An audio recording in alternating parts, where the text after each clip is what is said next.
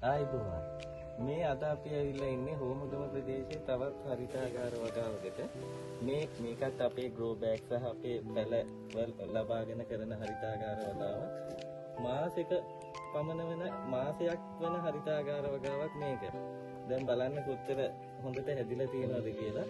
දැන් සාමාන්‍යයෙන් අඩි 3ක විතර ගස් තියෙන්නේ මාසෙයි.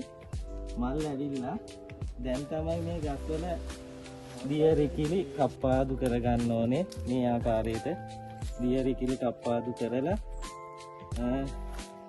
මෙතෙන්ට එනතුරු යට කොළ ටිකක් කඩන්න ඕනේ. කඩලා මැන්ගෝසෙප් දිලීරනාශකය මේකට ස්ප්‍රේ කරගන්න ඕනේ. නැත්නම් දිලීර රෝගෙන්න බලනවා.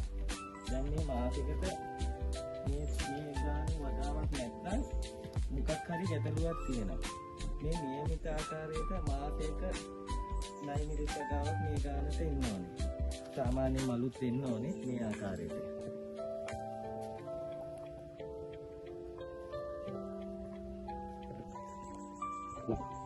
මේ ආරක්ෂිත ගෘහයේ අපේ හිමිකරුවා නදීෂ මధుරංග මහත්තයා හොඳටම ගොවිතැන් කරන මහත්තයෙක්. මේ කම්පියුටර් ෂොප් එකක් තියෙන මහත්තයෙක් මේ මහත්තයා.